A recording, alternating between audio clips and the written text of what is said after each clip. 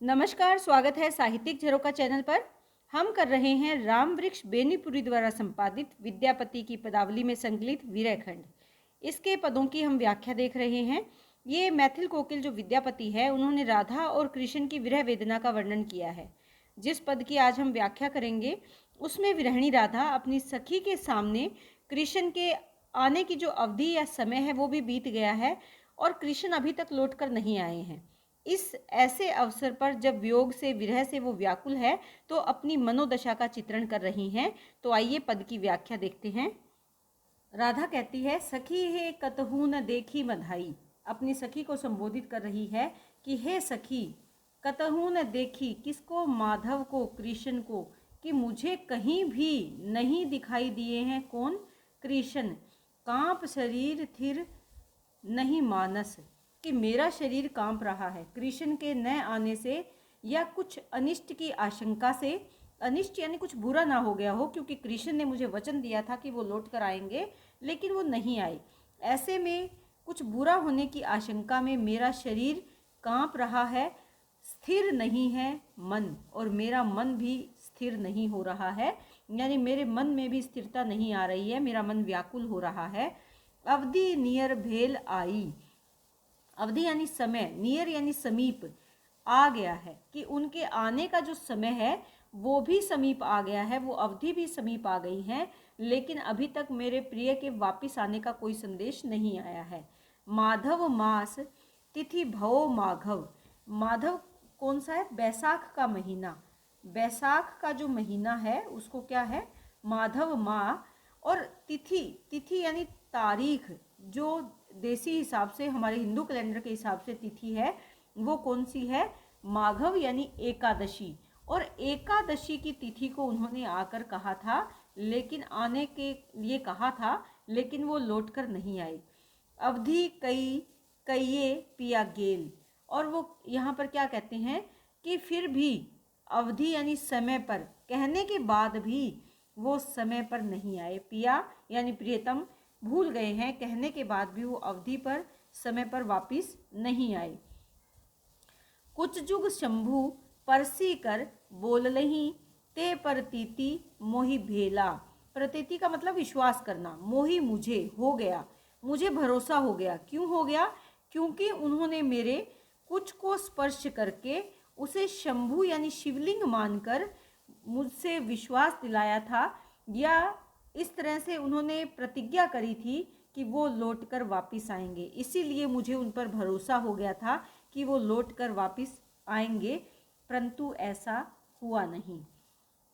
मृगमद चानन परिमल कुमकुम कै बोल शीतल चंदा। यहाँ पर वो क्या कह रही हैं कि मेरे प्रियतम जब लौट कर नहीं आए हैं तो उनके ना आने से मृगमद, मृगमद क्या होता है? कस्तूरी, और चानन यानी चंदन, परिमल पराग, और कुमकुम, ये सब कौन सी चीज़ें हैं जो शीतलता देती हैं? कौन? चंद्रमा। ये सभी जो वस्तुएं हैं, सभी जो पदार्थ है वो शीतलता देने वाले हैं, लेकिन जो नायिका है या राधा है वो ये कहती हैं कि ये सब पिया बिसलेख अनल जो बसिए। और पिया जब मेरे पास नहीं है तो ये शीतलता प्रदान करने वाले जो पदार्थ हैं वो भी मेरे लिए क्या हो गए हैं? अनल के समान, अग्नि के समान हो गए हैं। ये मुझे शीतलता प्रदान नहीं कर रहे हैं।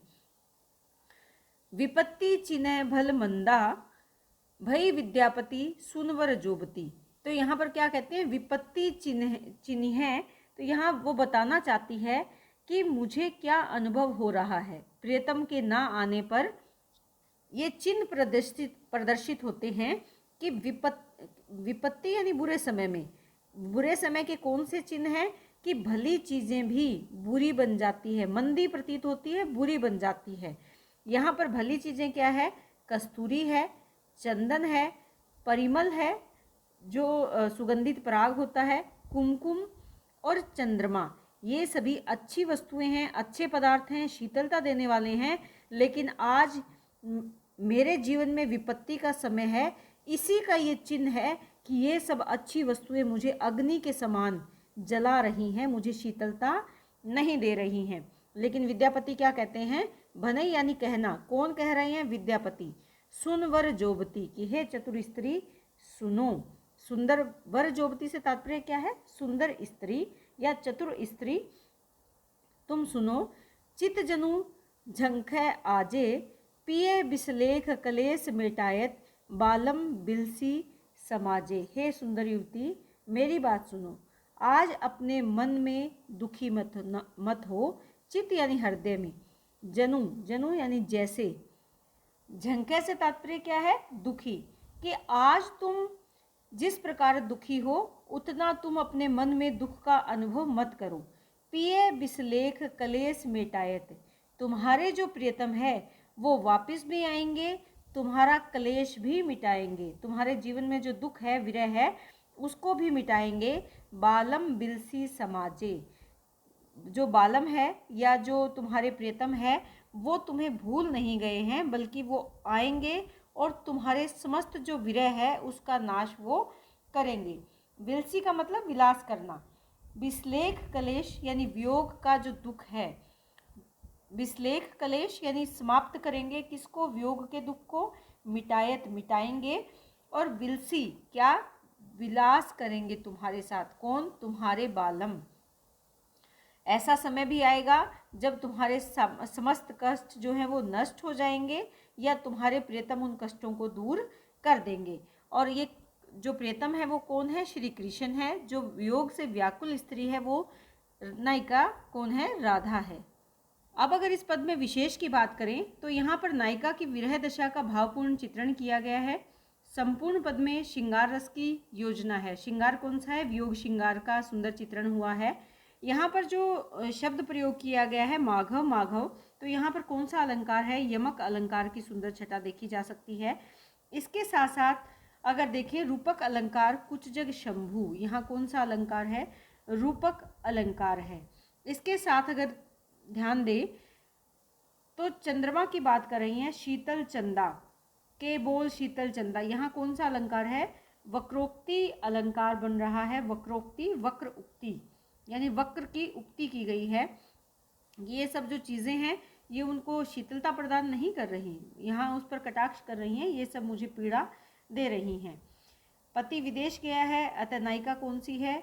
प्रोषित पति का नायिका है। यहाँ पर माधुर्य गुण है, अभिदा लक्षणा शब्द शक्ति का सुंदर प्रयोग है और मैथिली भाषा में इस पद की सुंदर रचना कवि द्वारा की गई है। तो इसी के साथ उम्मीद करती हूँ कि पद की व्याख्या आपको बहुत अच्छे से समझ में आ रही होगी। बहुत बहुत धन्यवाद।